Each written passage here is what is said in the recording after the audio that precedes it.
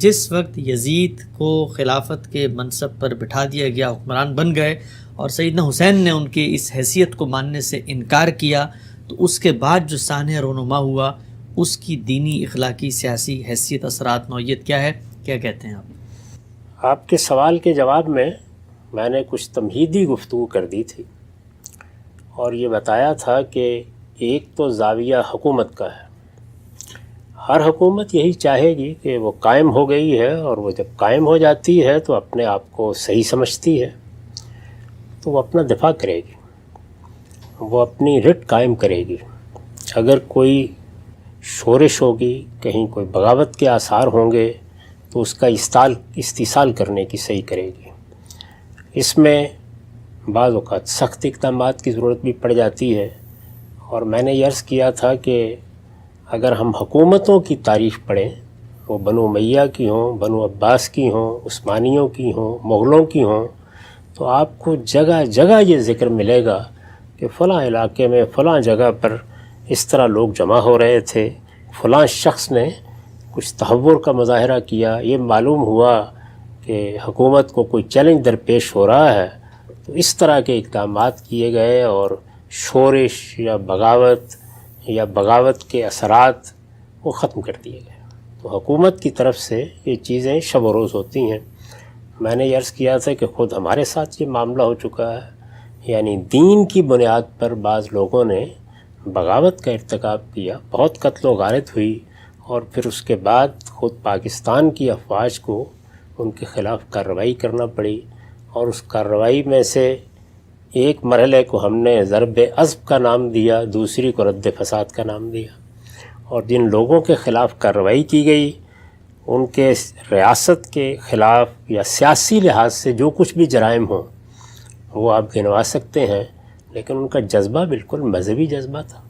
وہ یہ کہتے تھے کہ ہم تو یہاں اسلامی نظام قائم کرنا چاہتے ہیں، اللہ کی شریعت کی حکومت قائم کرنا چاہتے ہیں، لیکن حکومتیں اس پہلو سے نہیں دیکھتی، وہ تو ہر حال میں اپنی رٹ قائم کریں گی۔ اور یہ وہ چیز ہے کہ جس کے بارے میں کبھی دو رائے نہیں ہوتی، یعنی یہ بات مانی جاتی ہے کہ کسی بھی حکومت کو جب وہ قائم ہو جاتی ہے تو یہ حق حاصل ہے۔ اس کے مقابل میں جو لوگ اٹھتے ہیں، ظاہر ہے کہ ان کا موقف دیکھا جاتا ہے، یعنی وہ کیا کہہ رہے ہیں، انہوں نے کیا اقدام کیا ہے، وہ مقابل میں فی الواقع اٹھے بھی ہیں نہیں، معاملہ کسی فساد پر پہنچ گیا ہے یا وہ اپنی ابتدائی صورت میں ہے۔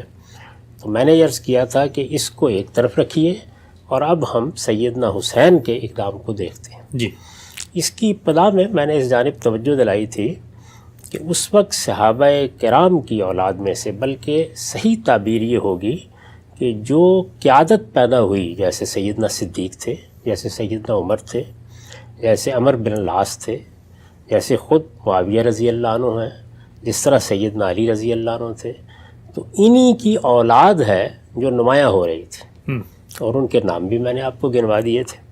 ان میں عبداللہ بن عمر ہیں، ان میں عبد الرحمن بن ابی بکر ہیں، ان میں ان کے بیٹے یزید ہیں، اسی طریقے سے عمر بن عاص کے بیٹے عبداللہ بن عمر، اور لوگوں کو بھی آپ گنوا سکتے ہیں۔ تو یہ کوئی 5-7 کے قریب لوگ تھے جو صحابہ کرام میں جو بڑے لیڈر ہو گئے، ان کی اولاد کی حیثیت سے اب نمایاں ہو رہے تھے۔ ظاہر ہے ان میں اپنے خصائص بھی ہوتے ہیں، اس کے بغیر کوئی نمایاں نہیں ہوتا، لیکن جو تعارف ان کا اصل تعارف تھا وہ ظاہر ہے کہ ان کے جلیل القدر آبائی کی وجہ سے تھا۔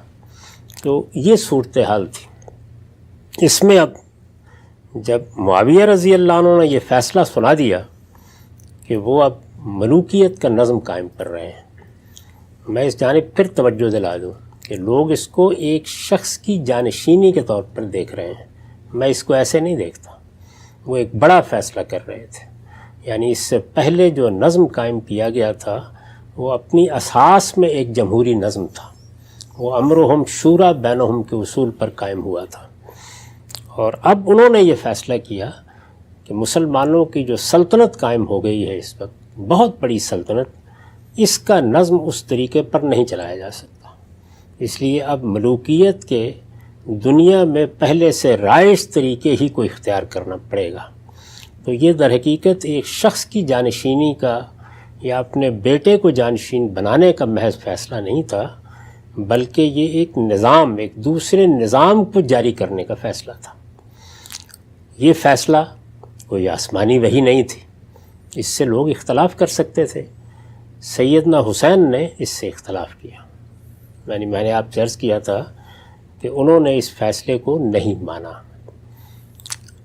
کسی دینی، کسی اخلاقی اصول کے لحاظ سے آپ اس پہ اعتراض نہیں کر سکتے۔ اچھا، اس میں نے آپ کو بتا دیا تھا کہ اگر تو حکومت امرہم شورا بینہم کے اصول پر قائم ہوئی ہے، لوگوں نے اس کا انتخاب کیا ہے، یا جو طریقہ بھی آپ نے لوگوں کی رائے لینے کا اپنے زمانے کے لحاظ سے پسند کیا اس کے مطابق حکومت بنی ہے، تو پھر تو کسی شخص کو بھی اس سے اس طرح کے اختلاف کا حق نہیں ہے۔ یعنی اس کی پالیسیوں سے اختلاف ہوگا، اس کے اقدامات سے اختلاف ہوگا، لیکن اس کے وجود سے اختلاف کی کوئی گنجائش نہیں ہے۔ جب آپ اس بنیاد پر حکومت نہیں قائم کر رہے، وہ کسی اور اصول پر قائم کر رہے ہیں جس میں لوگ فیصلہ نہیں کر رہے، تو پھر مجھے بھی حق حاصل ہے کہ میں اس سے اختلاف کروں، آپ کو بھی حق حاصل ہے۔ لیکن ڈیفیکٹو تو مانا جائے گا نا؟ ڈیفیکٹو ماننا تو طے ہے۔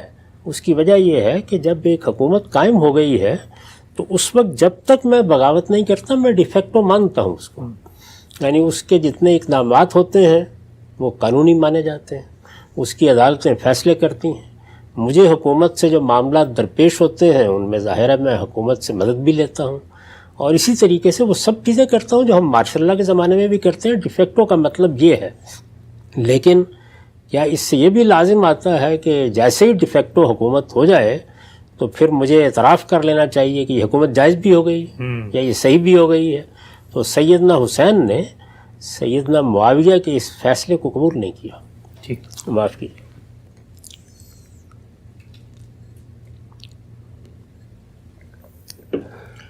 انہوں نے اس فیصلے کو قبول نہیں کیا۔ میرے نزدیک وہ اس کا حق رکھتے تھے۔ وہ اگر اس پر برملا تنقید کرتے، لوگوں کو یہ کہتے کہ یہ غلط فیصلہ ہوا ہے، اس پر بھی ان کے خلاف کوئی کارروائی اخلاقی لحاظ سے جائز نہ ہوتی۔ یہ تنقید کا حق ہر شخص کو حاصل ہے، اور ہم مسلمانوں کے ہاں تو یہ ایک فریضہ بن جاتا ہے۔ ہمیں تو یہ بتایا گیا ہے کہ ایسے ہر موقع کے اوپر ہمیں حق کی شہادت دینی ہے۔ تو اس وجہ سے معاملہ دین کا ہے، معاملہ اخلاقی ہے، معاملہ کسی تدبیر اور سیاست کا ہے۔ وہ چونکہ سب لوگوں سے متعلق ہے، کسی کا شخصی معاملہ نہیں ہے، اور میں سمجھتا ہوں کہ یہ بنیادی طور پر غلط ہے یا فرعی طور پر غلط ہے، تو میرا حق ہے کہ میں اس پر تنقید کروں، شائستگی کے ساتھ بتاؤں اس میں کیا غلطی ہے۔ تو پہلا مرحلہ کیا ہے کہ مجھے اس سے اختلاف ہے۔ اختلاف ہے تو کوئی شخص بھی اس کو جرم نہیں قرار دے سکتا۔ سیدنا حسین نے اختلاف کیا۔ دوسرا مرحلہ کیا ہے؟ میں اس پہ تنقید کروں، میں یہ کہوں کہ میں اس کو نہیں مانتا، میں لوگوں کو بتاؤں، اس کو بھی کسی لحاظ سے غلط نہیں کہا جا سکتا۔ لیکن انہوں نے یہ کام بھی نہیں کیا۔ مدینے میں وہ تھے، ان سے بیعت کا تقاضا کیا گیا۔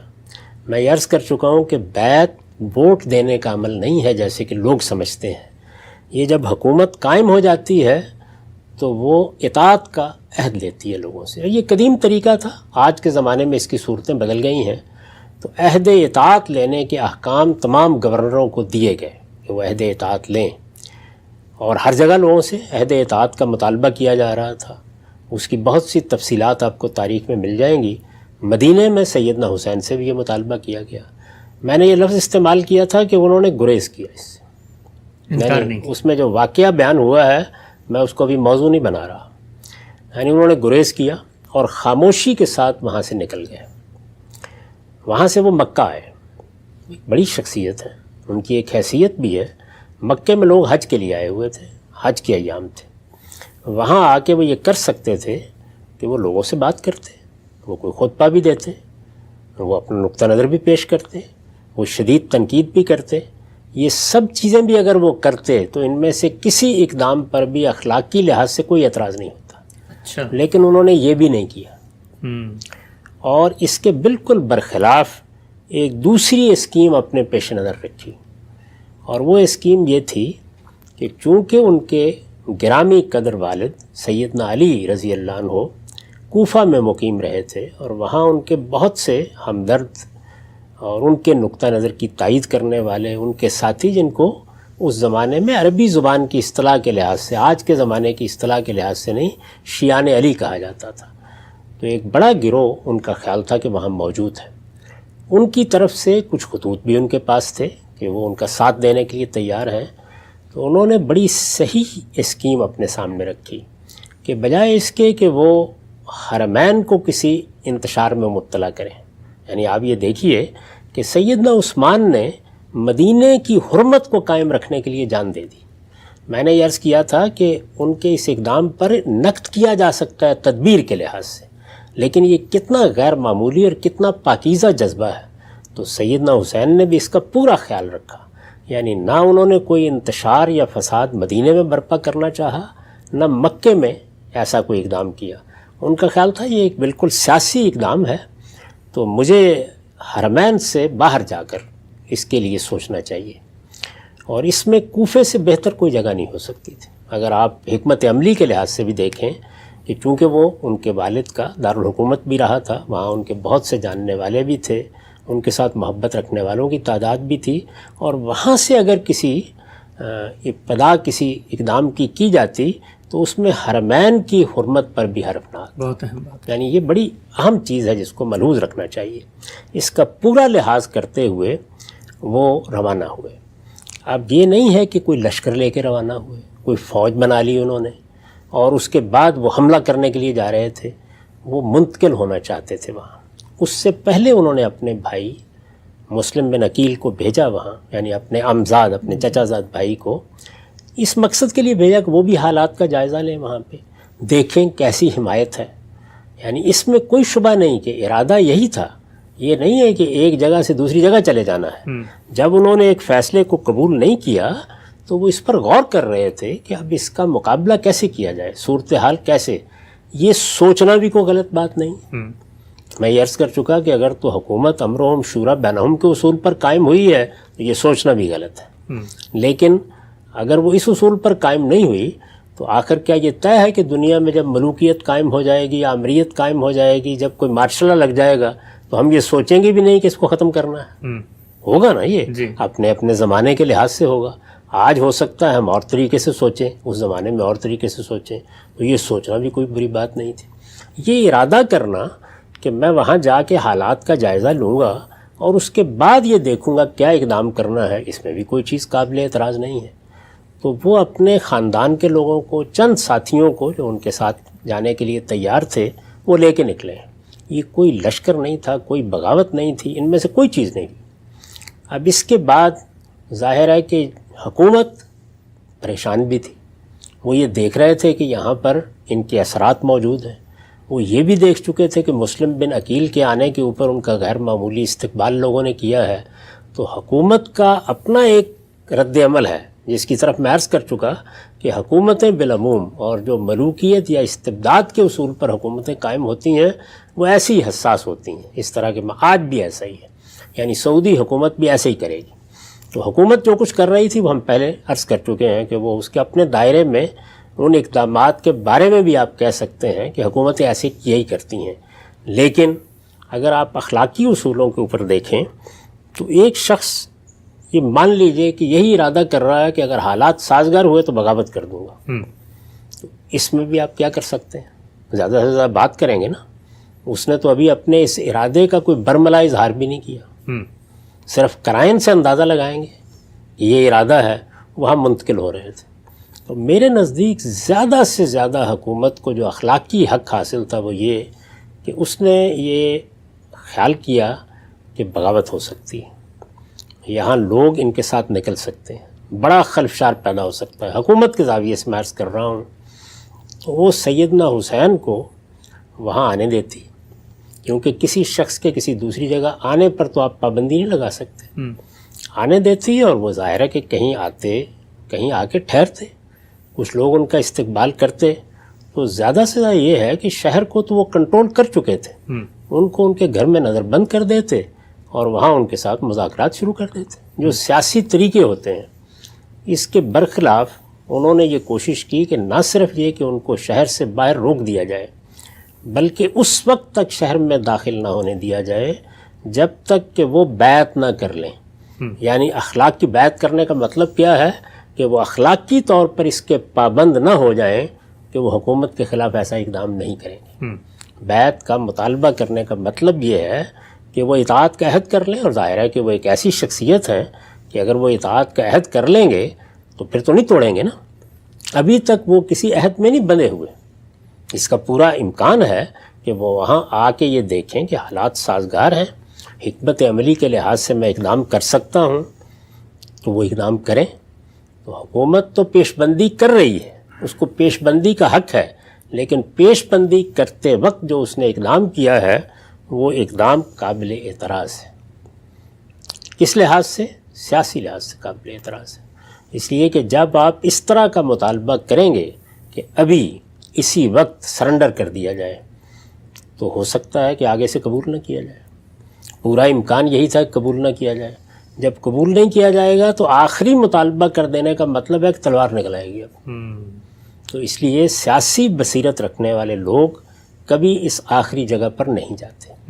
تو میرے نزدیک اگر آپ ابن زیاد کو اس حوالے سے دیکھیں کہ اس نے آ کے کوفے کا نظم و نسق درست کر دیا، بغاوت کو دبا دیا، لوگوں کو یہ پیغام دے دیا کہ کوئی شخص اٹھنے کی جسارت نہ کرے، اس کے لیے سخت ترین اقدامات کر ڈالے، پوری طرح شہر پر اپنا کنٹرول قائم کر لیا، یہ ساری چیزیں جتنی ہیں ان کی آپ ہو سکتا ہے کہ حکومت کے زاویے سے دیکھیں یا نظم و نسق کے زاویے سے دیکھیں تو تحسین کریں، لیکن اس نے سیدنا حسین کے ساتھ جو حکمت عملی اختیار کی یہ سیاسی تدبیر کے لحاظ سے نری حماقت تھی۔ اور جب آپ سیاسی تدابیر میں حماقت کرتے ہیں تو اس کے بعض اوقات بڑے برے نتائج نکلتے ہیں، خاص طور پر اگر آپ کے مقابل میں غیر معمولی شخصیات ہوں تو یہ نتائج اور بھی زیادہ خطرناک ہو جاتے ہیں۔ چنانچہ جب اصرار کیا گیا اس بات پر، میں پھر عرض کر دوں کہ جو صحیح طریقہ تھا وہ یہ تھا کہ ان کو آنے دیا جاتا، کیونکہ آپ اگر کوئی شخص اپنے خاندان یا اپنے چند احباب کے ساتھ ایک جگہ سے دوسری جگہ آ رہا ہے تو اس کے راستے میں رکاوٹ کس اصول پر پیدا کریں گے؟ اس نے ابھی تک کسی تخریب کا ارتکاب نہیں کیا، اس نے کوئی فساد پیدا نہیں کیا، اس نے کوئی لشکر کشی نہیں کی، اس نے کوئی بغاوت نہیں کر ڈالی۔ وہ جو کچھ کر رہا ہے وہ یہ ہے کہ وہ آپ کی حکومت کو ابھی مان نہیں رہا۔ یہ ایک سیاسی اختلاف ہے۔ سیاسی اختلاف میں پہلے عرض کر چکا یہ حق و باطل کا مسئلہ نہیں ہوتا، اس لیے اس کے خلاف ایک بڑے اقدام کے لیے فوری طور پر تیار ہو جانا یہ کسی طرح بھی صحیح نہیں تھا۔ تو میں پھر عرض کر دوں کہ جو فیصلہ کیا گیا کہ ان کو باہر ہی روک لیا جائے اور ان سے یہ تقاضا کیا جائے کہ وہ فوری طور پر سرنڈر کریں اور یہیں اس بات کا اقرار کریں کہ وہ عہد اطاعت کر رہے ہیں، یہ مطالبہ ان کی شخصیت کے لحاظ سے ایک بیجا مطالبہ تھا، یہ اس موقع پر نہیں ہونا چاہیے تھا۔ اور میں پھر عرض کر دوں کہ ایک لمبے مذاکرات بھی اگر چلتے رہتے اور وہ کوفہ مقیم رہتے، جب حکومت یہ جان چکی تھی کہ اس طرح کے اثرات موجود ہیں، جب یہ معلوم ہو گیا تھا کہ لوگوں کے دل بھی ان کے ساتھ جڑے ہوئے ہیں، جب یہ بات بھی واضح ہو گئی تھی کہ ہم نے پھر بھی کنٹرول کر لیا ہے، تو یہ کنٹرول جس طرح کا ہو گیا تھا اس میں ظاہر ہے زیادہ سے زیادہ آپ یہ کر سکتے تھے کہ جس گھر میں جس جگہ پر مقیم ہوں وہاں پر اپنا کنٹرول قائم کر لیں۔ اگر وہ صورت ہوتی اور ان کی طرف سے اقدام ہوتا تو ظاہر ہے کہ نوعیت بالکل تبدیل ہو جاتی، تاریخ بھی اس معاملے کو بالکل اور طریقے سے دیکھتی۔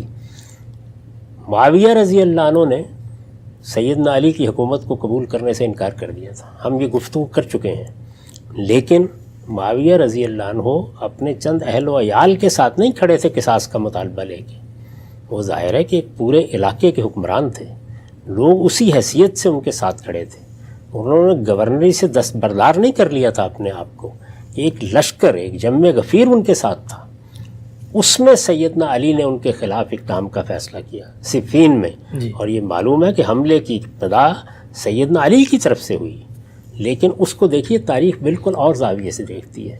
حالانکہ یہ بتایا جاتا ہے کہ اس جنگ میں 45,000 کے قریب لوگ ادھر سے شہید ہوئے اور 25,000 کے قریب لوگ ادھر سے شہید ہوئے، اگرچہ ایسی تعداد عام طور پر ہمارے ہاں تاریخ میں مبالغہ آمیز ہوتی ہے، لیکن پھر بھی کہا جا سکتا ہے کہ ہزاروں لوگ اس میں شہید ہوئے۔ اسی طرح کا معاملہ جنگ جمل کے موقع پر پیش آیا، وہاں بھی سیدنا علی اپنی حکومت کی ریٹی قائم کر رہے ہیں، یعنی جو حکومت قائم ہو چکی ہے اس کے خلاف اٹھنے والے لوگوں کے خلاف ہی اقدام کر رہے ہیں، لیکن خلاف اٹھنے والے لوگ ایک لشکر کی صورت میں ہیں، وہ اپنے مطالبے میں کھڑے ہیں۔ جس طرح کے یہاں کون سا معاملہ ہوا تھا، یہاں ان میں سے کوئی چیز نہیں ہوئی تھی۔ اس وجہ سے یہ شہادت ایک مظلومانہ شہادت بن گئی، اس پر ہر شخص کا دل زخمی ہوتا ہے۔ یہ آخری درجے کی حکومت کی طرف سے بے تدبیری تھی، ایسا نہیں ہونا چاہیے تھا۔ تاہم جو کچھ ہوا اس کو سیاست کے، تاریخ سے اور سماجی حرکیات کے حوالے سے دیکھنا چاہیے۔ میں نے یہ کوشش کی ہے کہ لوگ اس طرح بھی چیزوں کو دیکھنا سیکھیں۔ جس وقت آپ ایک نظم قائم کرتے ہیں تو اس نظم میں یہ سب ہوتا ہے۔ میں نے مثال دی تھی کہ یہ بڑے نیک لوگ ہوں گے، طالبان یعنی علماء ہیں، زیادہ تر ملا لوگ ہیں جن کو افغانستان میں بڑی حیثیت حاصل ہوتی ہے، ہمارے ہاں بھی ہے، اور دینی مدارس کے طلباء ہیں جنہوں نے بنیادی قوت فراہم کی۔ لیکن جیسے ہی انہوں نے اقتدار سنبھالا، انہیں معلوم ہوا کہ پنجشیر میں یہ صورتحال ہے، تو اقدام کیا انہوں نے۔ حکومتیں اقدام کرتی ہیں، یہ اقدامات جب بھی کیے جائیں گے اخلاقی اصولوں پر ان کا ضرور جائزہ لیا جائے گا۔ وہ سعودی عرب کی حکومت ہو، آپ کے علم میں ہے کہ انہوں نے ایک صحافی کے خلاف اقدام کیا، پوری دنیا نے اس کے اوپر تنقید کی۔ تو حکومت کا کسی بغاوت کے جواب میں، لوگوں کی طرف سے کسی انتشار کے جواب میں، اختلال کی کسی تدبیر کے جواب میں اقدام زیر بحث آتا ہے، تاہم اس کا اخلاقی جائزہ لینے کا ہر شخص کو حق حاصل ہے۔ تو تین چیزیں ذہن میں رکھیے۔ کسی معاملے میں دین کے اصول کیا ہیں؟ دین کے اصولوں کا معاملہ جب زیر بحث آیا، میں نے بتا دیا کہ دین میں مشروع طریقہ صرف ایک ہے حکومت قائم کرنے کا، وہ یہ کہ وہ امرہم شورا بینہم کے اصول پر قائم ہوگی۔ جب آپ کو اقدام کریں گے اس کا اخلاقی جائزہ لیا جائے گا۔ وہ میں نے آپ کو اب بھی لے کر بتایا ہے کہ کس طرح کسی اقدام کا اخلاقی جائزہ لیا جاتا ہے۔ اور تیسری بات یہ کہ آپ حکومت جب قائم کرتے ہیں تو وہاں حکومت کے نظم کے حوالے سے اور سیاسی اور سماجی پس منظر میں چیزوں کو دیکھا جاتا ہے۔ ان چیزوں کے اوپر آپ حق و باطل کا حکم نہیں لگایا کرتے۔ حق و باطل کا حکم صرف دو زاویوں سے ہوتا ہے، دین کیا کہتا ہے، اخلاقی اصول کیا کہتے ہیں۔ ٹھیک، یہ بحث بھی ہمارے یہاں ہوتی ہے کہ جو کچھ ہوا کربلا کے اندر، یہ ایک لوکل سطح کے اندر کیا گیا اقدام تھا، ایک گورنر کی طبیعت کے اندر ایک طرح کی تیزی تھی، غصہ تھا، اس کا اظہار ہوا۔ پورے بنو امیہ یا پورا کے پورا جو اس وقت کا سیٹ اپ تھا، اس کو آپ اس اقدام کا ذمہ دار قرار نہیں دے سکتے۔ تو اس میں پھر اعتدال کی بات کیا ہے؟ یعنی اس معاملے کو ہم کیسے دیکھیں گے؟ بظاہر یہی معلوم ہوتا ہے کہ کوئی یوں نہیں تھا کہ پیچھے سے کوئی احکام دیے گئے ہیں یا کوئی پابند کیا گیا ہے یا اس کی کوئی بعد میں تحسین کی گئی ہے۔ سب کو بعد میں یہی خیال ہوا کہ یہ حدود سے تجاوز ہو گیا ہے۔ لیکن آپ جانتے ہیں کہ سیاسی لحاظ سے جو ذمہ دار لوگ ہوتے ہیں، کسی کو آپ نے گورنر بنایا ہے، کسی کو پولیس کی ذمہ داری دی ہے، کسی کو فوج کی ذمہ داری دی ہے، تو بالعموم پھر یہ سزائیں نہیں دی جاتی۔ اس کی وجہ یہ ہوتی ہے کہ اگر آپ اس طرح کے اقدامات پر بھی سزائیں دینا شروع کر دیں گے تو کل کو کوئی نظم کو قائم کرنے کے لیے تیار نہیں ہوگا، اور ملوکیت میں تو اس کی گنجائش ہی نہیں ہوتی، کیونکہ ملوکیت اس اصول پر قائم ہوتی ہے کہ سیاسی اختلاف نہیں کرنے دیا جائے گا۔ ملوکیت اگر سیاسی اختلاف کو گوارا کر لے تو وہ قائم ہی نہیں رہ سکتی۔ اس وقت بھی جو دنیا میں ملوکیت کے نظم قائم ہے، یہ معاملہ تو بالکل الگ ہے نا کہ آئینی بادشاہت کا ایک تصور پیدا کر لیا گیا، جیسے برطانیہ میں ہے یا یورپ کے بعض ملکوں میں ہے، لیکن ملوکیت، بادشاہت اپنی اصل حیثیت میں جیسے وہ سعودی عرب میں ہے، وہاں اس کی گنجائش نہیں ہوتی کہ کوئی آدمی بادشاہ کے اقدامات پر اس طرح کی تنقید کرے جس پہ خود بادشاہت کو خطرہ لاحق ہو جائے، یا کوئی اقدام کرے۔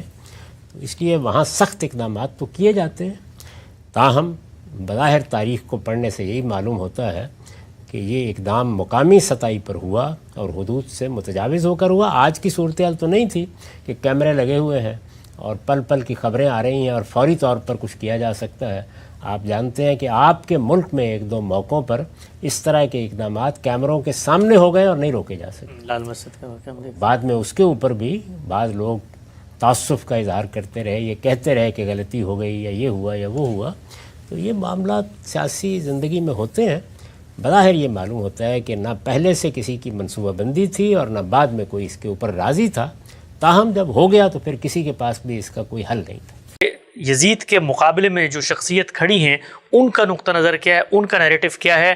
کیا وہ اس کے مقابلے میں شرائعت پر مبنی اسلام کا کوئی الگ نظم اجتماعی بنانا چاہتے ہیں؟ کیونکہ بالعموم جو نیریٹو ہے وہ یہ ہے کہ ایک فاسق، ایک فاجر، ایک متغلب، ایک ایسا حکمران آ گیا ہے جس نے مذہب اسلام کے تار و پود بکھیر دی ہیں، اور اب کسی شخصیت نے اٹھنا ہے اور اٹھ کے دین کو اس کی حقیقی صورت میں بحال کرنا ہے۔ ہم لوگ تو بچپن سے شعر بھی سنتے آئے ہیں کہ اسلام زندہ ہوتا ہے کربلا کے بعد۔ میں چاہتا ہوں ذرا کھل کے بات کریں، لوگ اب آپ کے سیاسی موقف کو اور جیسے آپ منفرد انداز میں چیزوں کو دیکھتے ہیں اپریشیٹ بھی کر رہے ہیں، بتائیے گا مجھے سیدنا حسین کا جو موقف تھا کیا وہ یہ نہیں تھا جو عام طور پہ دنیا بھر میں معروف ہے کہ ایک فاسق، فاجر، ایک بدعہد حکمران آ گیا ہے، اب اسلام کو اس کے ہاتھوں سے آزاد کروانا ہے اور حقیقی اسلام کی بازیافت ہے جس کے لیے جدوجہد کرنی ہے؟ ہماری بدقسمتی ہے کہ ہمارا رویہ بہت سی چیزوں میں علمی نہیں ہوتا۔ ہم اپنے خیالات کو واقعہ فرض کر لیتے ہیں۔ ابھی آپ نے فرمایا پوری امت سے کیا مراد ہے؟ ہمارے ہاں پچھلے 1400 سال 1500 سال میں بہت سے اہل علم پیدا ہوئے ہیں، مورخین ہیں، محدثین ہیں، تفسیر پر جن لوگوں نے غیر معمولی کام کیا ہے وہ لوگ ہیں، علم کلام کے ماہرین ہیں، فلسفے کے ماہرین ہیں، اسی طرح علوم عالیہ ہیں، لغت، ان سب چیزوں کے وہ لکھ رہے ہیں۔ مورخین کا تو خاص موضوع یہی ہے، ان میں سے کسی نے یہ باتیں بیان نہیں کی، نکال کے دیکھ لیجیے۔ یعنی اگر کبھی موقع ملے تو صرف ابن کثیر کی البدایہ والنہایہ نکال کر دیکھ لیجیے۔ واعظ حضرات ایک افسانہ بنا کے پیش کر دیتے ہیں۔ اس طرح کے معاملات میں سب سے پہلا سوال جو ایک اچھے طالب علم کو، اور اگر اللہ تعالیٰ نے توفیق دی ہے تو ایک اچھے محقق کو یہ کرنا چاہیے کہ اس وقت کے لوگوں نے اپنا کیا مقدمہ بیان کیا ہے۔ ہم جب اپنے زمانے کے سیاسی حالات کا مطالعہ کرتے ہیں تو جو سیاسی رہنما میدان میں ہیں وہ دونوں باتیں بیان کر رہے ہوتے ہیں۔ یعنی وہ یہ بھی بیان کرتے ہیں کہ ہم کس مقصد کے لیے سیاسی جدوجہد کر رہے ہیں، بیان کرتے ہیں نا۔ اس وقت جو ہمارے ملک میں سیاسی جماعتیں ہیں، امریکہ میں سیاسی جماعتیں ہیں، اسی طریقے سے برطانیہ میں، دوسرے ملکوں میں ہیں، ہمارے ہمسائے میں بہت سے ممالک ہیں، وہاں سیاسی جماعتیں موجود ہیں۔ ان کے رہنما آپ کو بتا رہے ہوتے ہیں اور شب و روز بتاتے ہیں کہ ہم اس وجہ سے یہ جدوجہد کر رہے ہیں، ہمارے پیش نظر یہ پروگرام ہے، یہ ہمارا منشور ہے، ہم یہ بہتری پیدا کرنا چاہتے ہیں، ہمارے نزدیک معیشت، معاشرت، سیاست میں اس اسکیم کو روبہ عمل کرنے کی ضرورت ہے۔ تو ایجابی طور پر یا مثبت طور پر کیا چیزیں ہیں جو پیش نظر ہیں، اسی طرح وہ بتاتے ہیں کہ ہمارے مقابل میں جو جماعتیں ہیں، مثال کے طور پر ان کے یہ جرائم ہیں، انہوں نے کرپشن کی ہے، انہوں نے رشوت لی ہے، انہوں نے پاکستان کو بیچ کھایا ہے، انہوں نے ہندوستان میں یہ خرابیاں پیدا کی ہیں، کانگریس نے یہ کیا ہے، فلاں نے یہ کیا ہے۔ میرا مدعا یہ نہیں ہے کہ یہ سب کچھ درست ہوتا ہے، لیکن یہ بیان کیا جاتا ہے۔ تو اگر کسی کو یہ بتانا ہے کہ سیدنا علی کا مثال کے طور پر کیا موقف تھا تو وہ سیدنا علی بیان کریں گے نا۔ اس وقت کوئی شخص اگر یہ کہے کہ سیدنا علی کا موقف تو یہ تھا کہ رسول اللہ نے اپنے بعد مجھے حکمران مقرر کر دیا تھا، 3 حکمرانوں نے تو اس کا موقع نہیں دیا مجھے، تو اب میں نکل کھڑا ہوں۔ تو یہ بات اس وقت جو لوگ کہیں گے ان کے کہنے پہ مان لی جائے گی۔ آپ کو تاریخ میں جا کے دیکھنا پڑے گا کہ خود سیدنا علی نے جب خلافت سنبھالی یا جب خلافت ان کے پاس نہیں تھی تو انہوں نے اپنے بارے میں کیا بیان کیا۔ اسی طرح کا معاملہ، یہی اصول سیدنا حسین کے بارے میں ہونا چاہیے، یہی اصول سیدنا حسن کے بارے میں ہونا چاہیے، یہی اصول معاویہ رضی اللہ عنہ کے بارے میں ہونا چاہیے۔ یعنی سب لوگ اپنا کیا موقف بیان کر رہے ہیں، وہ اس وقت کی سیاست کے میدان میں ہیں، اپنی رائے بیان کر رہے ہیں، اپنا نقطہ نظر بیان کر رہے ہیں، اپنا استحقاق بھی بیان کر رہے ہیں۔ اگر کہیں بیان کر رہے ہیں تو یہ بتائیے۔ اس سے پہلے بھی آپ نے یہ سوال کیا تھا تو میں نے یہ پوچھا تھا کہ میں ایک طالب علم ہوں، ذرا مجھے کسی مستند تاریخی روایت میں بتا دیجئے کہ سیدنا حسین رضی اللہ عنہ نے خود ان میں سے کوئی بات کہی ہو، یعنی یزید کی یہ فرد قرار داد جرم بیان کی ہو۔ تو مجھے بتا دیں کہاں بیان کی ہے، یا یہ کہا ہو کہ امرہم شورا بینہم کے تقاضے پورے نہیں ہو رہے، جمہوری حکومت قائم نہیں ہو رہی تو اس وجہ سے میں میدان میں اترا ہوں. تو اس طرح کی کوئی چیز اگر کہنی ہے تو ان بزرگوں کو پہلے کہنی ہے. ہم اپنے تخیلات کے گھوڑوں پر پرواز کر کے نئی دنیایں دریافت کر کے نہیں لا سکتے. تاریخ یہ تقاضا کرے گی کہ آپ یہ بتائیے کہ ان کا موقف کیا تھا. اس وقت کی دنیا میں آپ کے سیاسی رہنما ہیں، روز اپنے موقف بیان کرتے ہیں، اس میں بھی بعض اوقات افواہیں اڑ جاتی ہیں. ابھی میں آج دیکھ رہا تھا کہ ہمارے ملک کے وزیر اعظم جو اس وقت وزیر اعظم ہیں وہ یہ بیان فرما رہے ہیں کہ فلاں اور فلاں معاملے میں میرا جو موقف بیان کیا گیا ہے وہ میرا موقف نہیں ہے.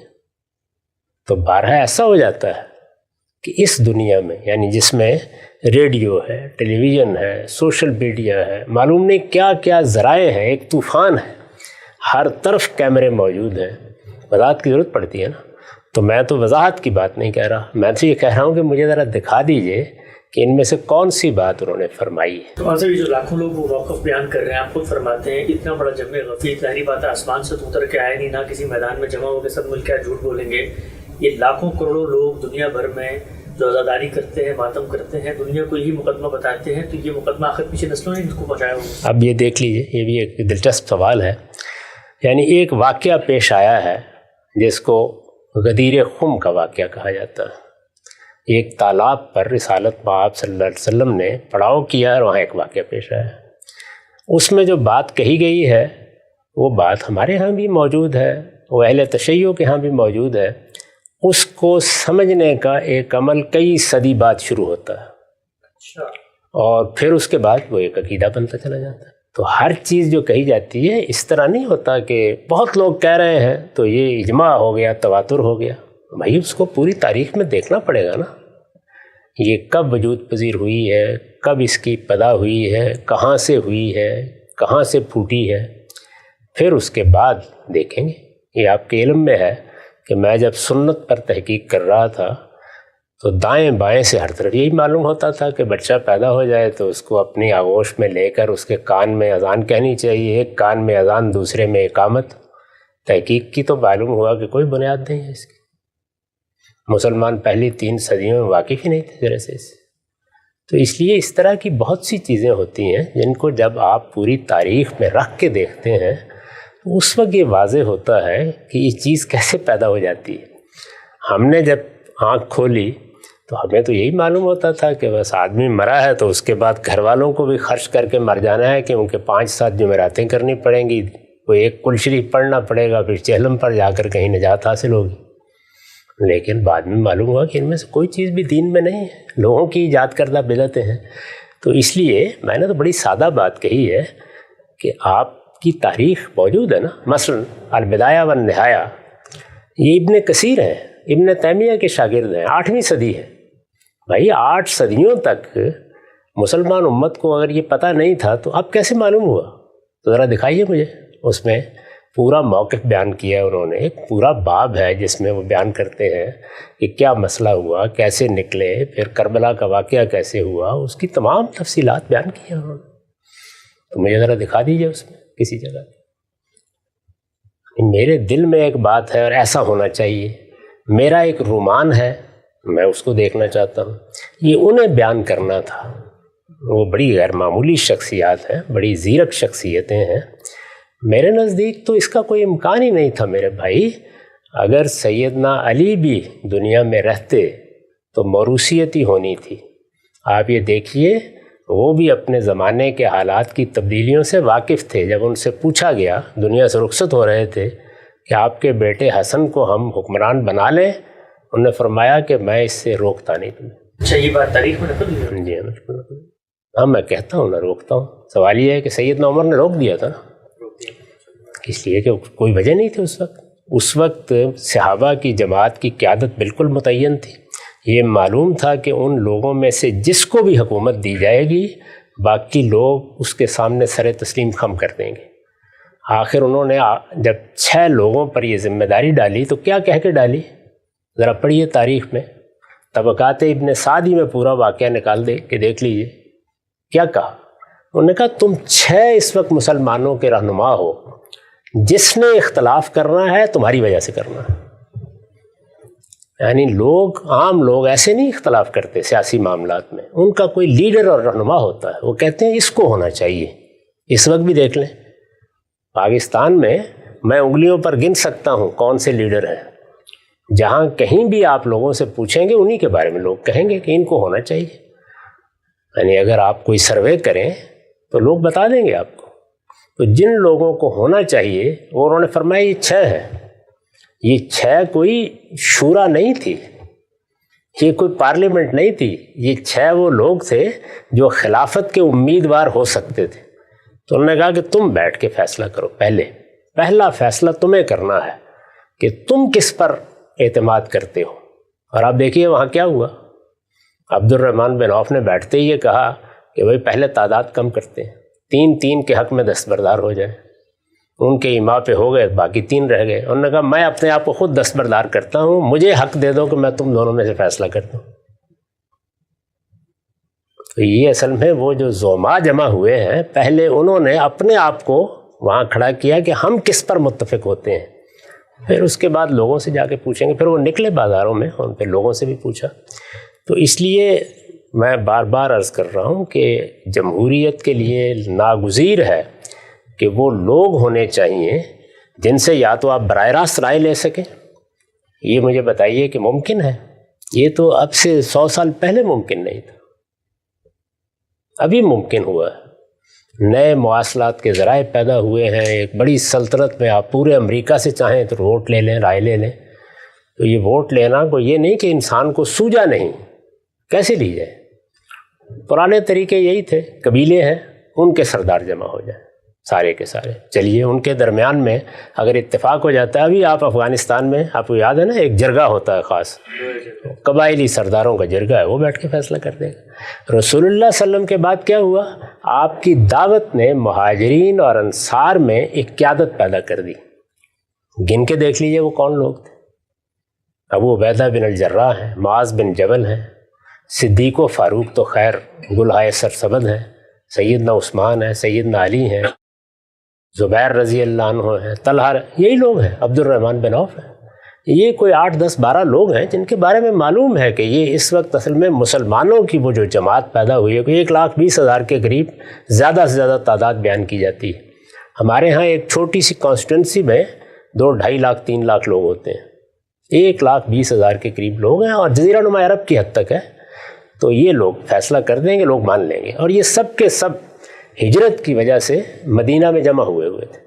اسی لیے مدینہ ہی کی حد تک لوگوں کی رائے، لوگوں کی یعنی ان زعماء کی رائے لینا بالکل ممکن تھا۔ صورتحال تبدیل ہو گئی، صحابہ پھیل گئے، تابعین کی بڑی جماعت وجود میں آ گئی، سلطنت 3 بر اعظموں تک پہنچ گئی، لاکھوں لوگوں کا اضافہ ہو گیا۔ اب اس کے بعد کیا طریقہ اختیار کیا جائے؟ کوئی طریقہ نہیں تھا۔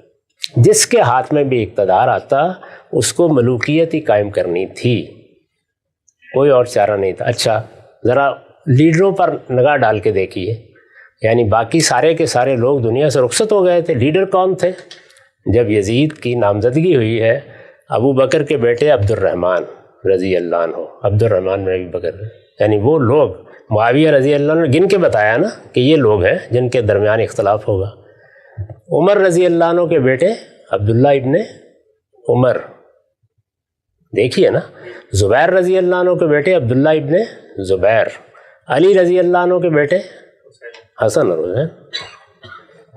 تو بھائی موروثیت وجود میں آ چکی تھی، کوئی چارہ نہیں تھا اس کے سوا۔ یاد رکھیے ہمیشہ، اگر آپ ایسے نمائندگان یا ایسے ریپرزنٹیٹیو کا ایوان نہیں بنا سکتے کہ جس پر لوگوں کا اعتماد ہو اور یہ کہا جا سکے کہ یہ فی الواقع ریپرزنٹیٹیو نمائندہ لوگ ہیں، اگر نہیں بنا سکتے جمہوریت نہیں آ سکتی، پھر ملوکیت ہی آئے گی۔ وہی بہترین نظام ہوتا ہے۔ سیاست میں پہلا فیصلہ سیاسی استحکام کے حق میں کیا جاتا ہے، تو اس لیے جو بھی آتا اس کو یہی کرنا تھا۔ وہ بڑے زیرک لوگ تھے، وہ حالات کو دیکھ چکے تھے، جو کچھ تبدیلی آ گئی تھی اس کو بھی دیکھ چکے تھے، اس میں کوئی اور راستہ ہی نہیں تھا۔ یہی اس وقت کے رہنما تھے، سب کے سب ان جلیل القدر لوگوں کے بیٹے ہیں جو اقتدار سنبھال چکے تھے اس سے پہلے یا جن کی کوئی حیثیت تھی اس معاملے میں. تو اس لیے میرے نزدیک یہ صرف رومانوی باتیں ہیں، ان کی کوئی حقیقت. علامہ مودودی لکھتے ہیں، میں پوچھتا ہوں کہ اگر فی الواقع حضرت معاویہ کا خیال یہ تھا کہ ان کے بعد کہیں جانشینی کے لیے امت میں خانہ جنگی برپا نہ ہو، اور اس بنا پر وہ ضرورت محسوس فرماتے تھے کہ اپنی زندگی ہی میں اس کا فیصلہ کر کے اپنی ولی عہدی کے لیے بیعت لے لیں، تو کیا وہ اس نہایت مبارک خیال کو عمل میں لانے کی صورت اختیار نہ فرما سکتے تھے کہ بقایا صحابہ و اکابر تابعین کو جمع کرتے اور ان سے کہتے کہ میری جانشینی کے لیے ایک موضوع آدمی کو میری زندگی ہی میں منتخب کر لو، اور جس کو وہ لوگ منتخب کرتے اس کے حق میں سب سے بیعت لے لیتے؟ اس طریقہ کار میں آخر کیا چیز مانے تھا؟ ہم سب آپ نے بتایا تھا سیاسی حقیقتیں کیا ہوتی ہیں، وہ تقوی، ورع، للہیت، اور لوگوں کے اندر جو اللہ کا خوف ہے اس کی بنا پہ لوگوں کو عصبیت حاصل نہیں ہوتی. بات تھوڑی تھوڑی سمجھ میں آتی ہے، لیکن ایک پہلو اور بھی ہے، وہ یہ کہ 20 سال آپ کو خلافت کی مسند پر اللہ تعالیٰ نے موقع دیا. ان 20 سالوں میں بر اعظموں کے مسائل حل ہو گئے. ان 20 سالوں میں امت جو ہے وہ علم میں، فضل میں، مال میں، دولت میں کہاں سے کہاں پہنچ گئی. ہر چیز میں ارتقا ہوا. ایک نہیں ہوا تو صرف اس میں کہ جی میرے بعد انتخاب کس کا ہوگا. 20 سال کوئی نظام نہیں بن سکا، چلیں وہ بھی سمجھ میں آتا ہے، کوئی نظام متبادل تھا نہیں، ریاست پھیل گئی، ساری باتیں ٹھیک ہیں، لیکن 20 سال کے عرصے میں آج آ کر جو نظر رکی وہ گھر پہ رکی، اور جس کا انتخاب کیا وہ اپنی شاہکار اولاد ہی تھی. صرف میں عرض کر چکا ہوں کہ یہ اولاد کا انتخاب نہیں ہے، یہ ملوکیت کو بطور ایک نظام کے اختیار کرنا ہے. رسول اللہ صلی اللہ علیہ وسلم کی نسبت سے جو بعض روایتیں بیان کی گئی ہیں ان میں بھی ملوکیت کا لفظ استعمال کیا گیا ہے. یہ سوال آپ ہی نے کیا تھا کہ بنی اسرائیل میں بھی اللہ تعالیٰ نے سلیمان و داؤد کو بادشاہ بنایا اور وہ پیغمبر بھی تھے. اس پر تجزیہ کر کے میں نے یہ عرض کیا تھا کہ ملوکیت اپنی ذات میں ایک نظم ہے، یعنی یہ محض کسی کو اولاد کی حیثیت سے ترجیح دینے کا نام نہیں ہے، وہ اپنی ذات میں ایک نظم ہے. اس نظم کی ضرورت انسان کو کیوں پیش آتی ہے؟ 2 چیزیں چاہیے ہوتی ہیں اور سیاسی لحاظ سے بڑی ضروری ہیں. ایک یہ کہ ایسی عصبیت حاصل ہو جو انتشار کا خاتمہ کر دے،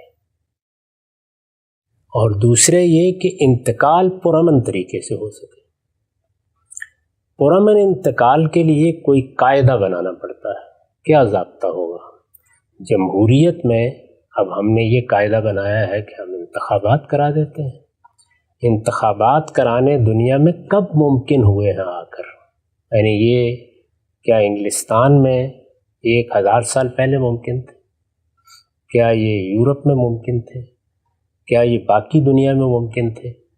تو سوال یہ ہے کہ یہ طریقہ کہ انتخابات کرا دیے جائیں، انتخابات ایک چھوٹے سے علاقے میں کرانے تو شاید ممکن اس وقت بھی ہوتے کہ چلیے مدینے میں انتخابات کرا لیے جائیں.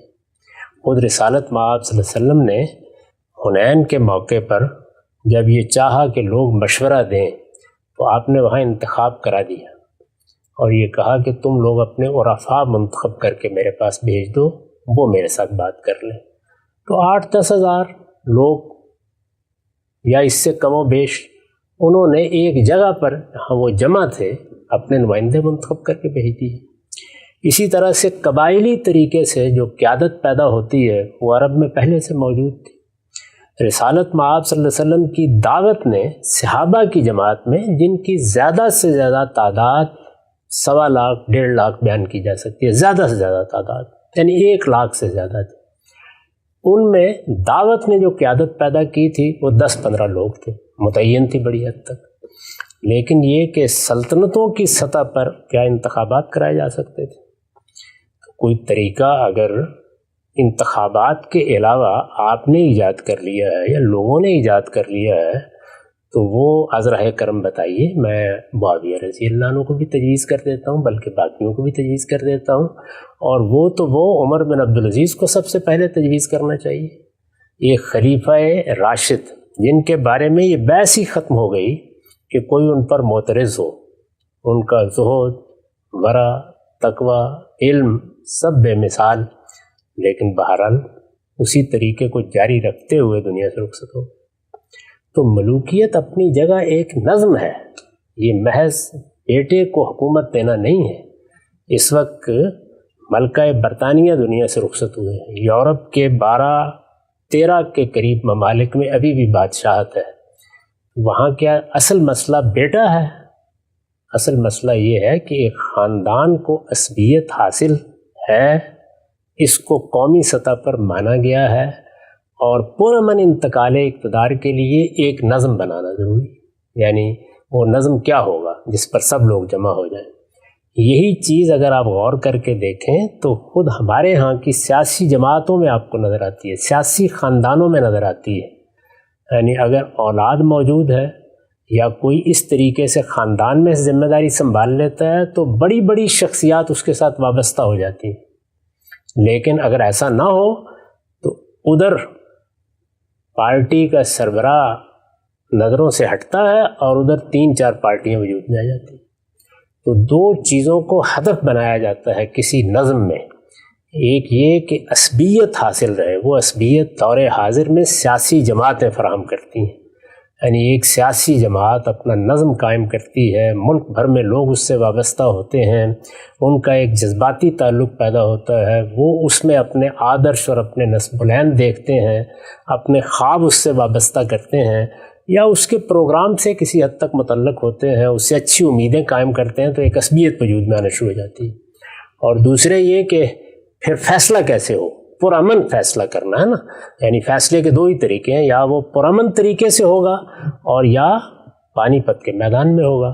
تو پرامن طریقے سے فیصلہ کرنے کے لیے پھر ولی عہدی کا طریقہ اختیار کیا جاتا ہے، اور اس میں بتایا جاتا ہے، بلکہ یہاں تک دیکھیے بتا دیا گیا ہے کہ اگر یورپ کے بعض ملکوں میں بڑا بیٹا نہیں ہوگا تو کیا ہوگا، چھوٹا ہوگا تو کیا ہوگا، بھائیوں کی طرف معاملہ جائے گا تو کیا ہوگا، یہ سب بتانا پڑتا ہے. اس کا کوئی تعلق اس سے نہیں ہے. میرے نزدیک اصل مسئلہ بیٹے کو ولی عہد بنانے کا نہیں ہے، اصل مسئلہ ملوکیت کو بطور نظام اختیار کرنے کا ہے. وہ جب بھی بطور نظام اختیار کی جائے گی خاندان تک محدود رکھنا پڑے گا. تو بیٹا ہوگا وہ سنبھال لے گا، بھائی ہوگا وہ سنبھال لے گا. یہ آپ کو معلوم ہے کہ یہ تھوڑے ہی عرصے کے بعد بنی مروان کی طرف چلی گئی تھی، جس کو ہم بنو امیہ کی حکومت کہتے ہیں. لوٹ گئی تھی اس لیے کہ آگے کچھ نہیں تھا، اور خود یزید کے اپنے بیٹے نے معذرت کر لی تھی کہ میں ذمہ داریاں نہیں آگے نبھا سکتا. تو یہ سب چیزیں جتنی ہیں وہ ایک نظم میں پیش آ رہی ہیں. جس طرح سیاسی جماعتوں کا نظم فیصلہ کرتا ہے، یا دنیا میں ایک دوسرے نظم کا تجربہ ہو رہا ہے. چین میں ایک تنہا پارٹی کی بنیاد پر نظم قائم کیا گیا ہے. اپنی فطرت کے لحاظ سے آمریت اور استبداد ہے، لیکن ایک نظم قائم کر دیا گیا ہے. اس میں حکومت منتقل ہوتی رہتی ہے اور پرامن طریقے سے انتقال اقتدار ہوتا رہتا ہے. تو یہ ایک نظام ہے جس کو اختیار کرنے کا فیصلہ کیا گیا. اس سے اس کے کوئی تعلق نہیں ہے. یہ 2 ہی صورتوں میں قائم رہ سکتا ہے. یعنی یا تو آپ میرٹ پر فیصلہ کریں گے. وہ میرٹ بھی کیا ہے، اس پر ہمارے شاعر کا تبصرہ ہے کہ جمہوریت ایک طرز حکومت ہے کہ جس میں بندوں کو گنا کرتے ہیں، تولا نہیں کرتے. یعنی وہاں بھی کوئی افلاطونی میرٹ بنانا ممکن نہیں ہو سکا. سب سے بڑا عالم منتخب کیا جائے، اور سب سے بڑا فلسفی، اور سب سے بڑا حکیم، اور سب سے بڑا مدبر. نہیں، لوگوں کی اکثریت جس کا انتخاب کر لی. کیا چیز ہے یہ؟ اصل میں فصل نزاع کا پرامن طریقہ ہے اور کچھ نہیں ہے. اس میں بعض اوقات جو لوگ منتخب ہوتے ہیں ان سے کہیں زیادہ باصلاحیت لوگ ملک کے اندر موجود ہوتے ہیں. لوگ ان کی طرف التفات کر کے دیکھتے بھی نہیں، نگاہ بھی نہیں اٹھاتے. اس وقت جو سیاسی جماعتیں میدان میں اتریں گی ابھی چند مہینے کے بعد، ان کے رہنماؤں کو ذرا دیکھیے سامنے. کیا وہ فی الواقع ہماری قوم کے گلہائے سرسبد ہیں؟ کیا علم، عقل، بصیرت، تدبر کے لحاظ سے وہی ہیں، لیکن سیاسی عصبیت انہی کو حاصل ہے. تو اس لیے یہ جو مذہبی لوگ بعض باتیں کرتے ہیں یہ بالکل ناقابل فہم ہے. نہ یہ افلاطون کی سمجھ میں آئی تھی جب وہ فلسفیوں کی حکومت کا خواب دیکھ رہا تھا، نہ ہمارے لوگوں کی سمجھ میں آئی ہے. وہ یہ خواب دیکھتے ہیں کہ رسول اللہ کے بعد ایک بہت بڑی تبدیلی آ کے ایک نئی جماعت بن گئی تھی. اس میں دنیا کے پرانے تصورات سب کے سب ٹوٹ گئے، اور وہ نئی جماعت تھی، اس کی قیادت پیدا ہوئی. ایک نئی جماعت جو کوئی کم و بیش 1 لاکھ کے قریب لوگوں کا مجموعہ ہے، اس میں جو 8-10 لوگ لیڈر پیدا ہو گئے ہیں اعلیٰ درجے کے، وہ جتنی دیر نکال سکتے تھے نکال گئے. اس کے بعد دنیا کو اسی جگہ آنا تھا جہاں وہ ہمیشہ سے رہی ہے، جہاں اب بھی ہے، جہاں صدیوں سے کھڑی ہے۔ وہ لوگ ہیں اور سلطنتوں میں پھیلے ہوئے کروڑوں لوگ ہیں، ان لوگوں میں عصبیت فیصلہ کن ہوگی اور پرامن انتقال اقتدار کے لیے یا انتخابات کرانے پڑیں گے جو اب آپ نے ایجاد کیا ہے، یہ ممکن نہیں تھے، اور یا کیا ہوگا؟ ملوکیت۔ تو ملوکیت کو بطور نظام اختیار کیا انہوں نے، اور بالکل درست فیصلہ کیا۔ میرے نزدیک اسی فیصلے نے اس سلطنت کو قائم رکھا۔ ٹھیک ہے، نقطہ آپ نے واضح فرمایا، کچھ اور ضمنی پہلو چاہتا ہوں ذرا اس پہ بھی آپ روشنی ڈالیں۔ یہ بات تو سمجھ میں آتی ہے ہم سے جو آپ بات فرما رہے ہیں، علم سیاست ہو، عمرانیات ہو، تاریخ ہو، فلسفہ حیات، سب چیزیں جو ہم دیکھ رہے ہوتے ہیں ماڈرن اسٹیٹ اسٹرکچر میں بھی اسی وقت اپنایا گیا ہے، لیکن ایک عام آدمی کو جو چیز ہضم نہیں ہوتی، تنکے کی طرح دماغ میں چپتی ہے، وہ یہ کہ بھئی یہ ساری باتیں غامدی صاحب کریں عام لوگوں کے بارے میں، ہمارے سیاستدانوں کے بارے میں جو اس وقت زمینی حقیقتیں ہیں ان کی طرف ہم توجہ دلاتے ہیں۔ صحابہ اکرام تو قدسیوں کا ایک گروہ ہے، ان کی للہیت، تقوی، ورع، ان کے اندر اللہ تعالیٰ نے جو سعودہ صفاتگی رکھی، ایک ایک چیز ان سے تو ہم مثلا یہ توقع نہیں کر سکتے نا کہ جی جو نظام چل رہا ہے اور جو عصبیت حاصل ہو رہی ہے۔ مثلا میں آپ کو مثال ایک دیتا ہوں، 20 سال آپ رہے ہیں امیر معاویہ، 20 سالوں میں رسول اللہ کی قائم کردہ جماعت کہ کسی بندے پر عصبیت پیدا کرنے کا عمل کیوں نہیں کر سکتے تھے وہ؟ یعنی کیوں اس عمل کی طرف لوٹا نہیں جا سکتا تھا جس کی ابتدا رسول اللہ نے کی؟ 30-40 سال تک وہیں پر وہ قائم رہا۔ سیدنا عمر کے زمانے میں بھی ریاست اتنی پھیلی ہوئی تھی، کچھ تو کرتے 2-4 اقدامات، کچھ بھی نہیں کیے۔ اچھا، تو اس کا مطلب یہ ہے کہ آپ یہ فلسفہ بیان کر رہے ہیں کہ عصبیت پیدا کی جا سکتی ہے۔ ہمارے ہاں جو جماعتیں برسر اقتدار آئی ہیں ان کو بعض اوقات بعض حوادث سے سابقہ پیش آ گیا۔ مثال کے طور پر پیپلز پارٹی کے وزیر اعظم کو عدالت نے گھر بھیج دیا، اس کے بعد ایک وزیر اعظم کا تقرر کیا گیا جو غالباً اس وقت ہماری قومی اسمبلی کے اسپیکر تھے۔ ان کو عصبیت حاصل ہو گئی تھی نہیں، وزیر اعظم بننے کے باوجود۔ ایک اور حادثہ پیش آیا، اس میں ایک اور بڑی شخصیت کو وزیر اعظم بنایا گیا، ان کی لوگ تعریف بھی بہت کرتے ہیں، شاہد خاقان عباسی صاحب۔ عصبیت حاصل ہو گئی ان کو۔ وزیر اعظم بنا کے بھی اگر عصبیت نہیں حاصل ہوتی تو مجھے وہ طریقہ بتا دیجیے جس سے عصبیت امیر معاویہ پیدا کر دیتے۔ عصبیت ایک فطری عمل ہے، یہ میرے اور آپ کے پیدا کرنے سے پیدا نہیں ہو سکتی۔ اگر غور کر کے دیکھیں تو اس وقت جو گھرانے حکومت کر رہے ہیں ہمارے ہاں، ان میں کیا بھٹو صاحب کی نرینہ اولاد کو عصبیت حاصل ہو گئی؟ کیا ان کی اولاد کو ہو گئی؟ یہ عصبیت ایک خاتون کو حاصل ہوئی اور پھر اس کے بیٹے کو حاصل ہوئی۔ دوسری جانب بھی دیکھ لیجیے، تو عصبیت وہ چیز نہیں ہے کہ میں جیب سے نکالوں اور کسی کی جیب میں ڈال دوں، یہ فطری عمل سے حاصل ہوتی ہے۔ سیدنا صدیق کو صحابہ کی جماعت میں یہ عصبیت اس درجے میں حاصل تھی کہ عمر رضی اللہ عنہ جیسا شخص اس پر تبصرہ کرتا ہے کہ میں نے سقیفہ بنی ساعدہ میں اس لیے ان کا ہاتھ اٹھا دیا تھا اور یہ کہا تھا کہ میں بیعت کر رہا ہوں، فتنہ پیدا ہونے کا اندیشہ تھا کہ آدمی وہ دستیاب تھا کہ تختہ العناق ہے جس کے سامنے گردنیں جھک جاتی ہیں۔ تو آپ کے خیال میں عصبیت کوئی ایسی چیز ہے کہ میں اور آپ پیدا کر لیں گے؟ اگر میں اور آپ پیدا کر لیں تو پھر اپنے معاشرے کے اندر کے کسی انتہائی مدبر، حکیم، فلسفی آدمی کو اٹھا کے میں آپ یہ نیک کام کیوں نہ کریں کہ اس کے لیے عصبیت پیدا کر لیں؟ یہ ذرا مولانا سید ابواللہ صاحب مودودی کے لیے پیدا کر کے دکھا دیجیے، ایک پوری سیاسی جماعت بنا کر بھی 70-72 سال میں نہیں کر سکے۔ یہ ذرا مولانا تقی عثمانی صاحب کے لیے پیدا کر کے دکھا دیجیے، باقی تو چھوڑیے، اس خاکسار کے لیے پیدا کر کے دکھا دیجیے۔ اس طرح کی باتوں پر میں کیا تبصرہ کر سکتا ہوں؟ مذہبی لوگ اس طرح کے خواب دیکھتے رہتے ہیں۔ عصبیت ایسے نہیں پیدا ہوتی، یہ خاندانوں سے متعلق ہوتی ہے، اسی لیے ملوکیت کو جمہوریت کے بعد فطری نظام مانا گیا ہے۔ اس کے علاوہ کوئی راستہ نہیں تھا ان کے پاس۔ البتہ جمہوریت ممکن ہوتی جیسے کہ دنیا میں ممکن ہوئی، لیکن وہ کب ممکن ہوئی؟ کیا بعد کی حکومتیں یہ کر سکیں؟ عمر بن عبدالعزیز جیسی شخصیت کر سکی؟ بڑے بڑے متقی اور پرہیزگار بادشاہ کر سکے؟ عالمگیر جس کو اقبال کہتے ہیں کہ ترکش مارا خودنگ آخری کر سکے؟ یہ آسان چیز۔ اگر ہم سب نقطہ واضح ہوا آگے بڑھاتے ہیں گفتگو کو۔ پرامن انتقال اقتدار کا ایک متبادل فارمولہ ہے ملوکیت، یہ جو بار بار کہا جاتا ہے جی پرامن، معترضین تو یہ بھی کہتے ہیں کہ بھئی کون سا پرامن، رشوتیں چلی تھیں، تلواریں لٹکی ہوئی تھیں، لوگوں کو پتہ تھا کہ بیٹے کے حق میں دستبردار نہیں ہوئے تو پھر سے وہی ہوگا جو پہلے جمل میں اور اسی طرح سے صفین میں اور نہروان میں ہوا. تو پرامن کہاں سے ہو گیا؟ پرامن تو نہیں تھا، خوف تھا تو بیت ہو گئے.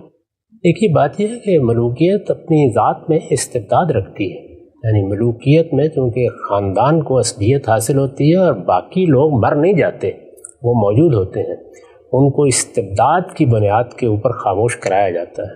اس وقت بھی سعودی عرب میں اسی اصول پر، چین میں اسی اصول پر. ملوکیت ایک نظم ہے نا، اس نظم کے کچھ تقاضے ہیں، وہ ہر حال میں پورے کیے جائیں گے. تاہم یہ جو افسانہ ترازی لوگ کرتے ہیں یہ تاریخی لحاظ سے ثابت نہیں ہے. قصے ہیں، کہانیاں ہیں، لوگ بیان کرتے ہیں. پروپیگنڈا کا ایک طوفان ہے. 20 سال تک معاویہ رضی اللہ عنہ نے عامل شام کی حیثیت سے حکومت کیا. 20 سال تک وہ اس پوری سلطنت کے جو 3 بر اعظموں کو چھو رہی تھی اس کے خلیفہ یا حکمران رہے ہیں. اور یہ حقیقت ہے کہ ان کے بدترین دشمن بھی اعتراف کرتے ہیں کہ عادلانہ حکومت کا بہترین نمونہ تھا. ذرا پڑھ کے دیکھیے، ذرا وہ کتابیں پڑھ کے دیکھیے جو ان کی مسیحی رعایا نے لکھی ہیں یا ان کی روایات بعد کے لوگوں نے لکھی ہیں. اندازہ ہو جائے گا کس طرح کی حکومت کی. تو حکومت عادلانہ ہو سکتی ہے، قانون کی حکمرانی ہو سکتی ہے، لیکن یہ کہ جب ملوکیت قائم کریں گے تو ملوکیت ووٹ لے کے ہوتی ہے. اس میں اختلاف کو، یعنی سیاسی اختلاف کو، آپ نے علمی اختلاف کرنا ہے کریں، آپ نے کسی کام پہ تنقید کرنی ہے وہ بھی سن لی جائے گی. اچھے حکمران سنتے رہتے ہیں. بعض اوقات ہمارے فقہا نے بڑے بڑے باجبروت حکمرانوں کے فیصلوں سے اختلاف کیا ہے اور حکمرانوں کو ان کی باتیں ماننی پڑی، تسلیم کرنی پڑی. یہ ہو جائے گا. لیکن اگر وہ حکومت کو چیلنج کرنے کے لیے مقابلے میں آئیں گے تو پھر تلوار نکلتی ہے. ملوکیت کی بنیادی یہ وہ قوت کا اظہار ہے. بنیادی طور پر وہ قوت عصبیت میں بھی ہوتی ہے اور تلوار کی طاقت میں بھی ہوتی ہے.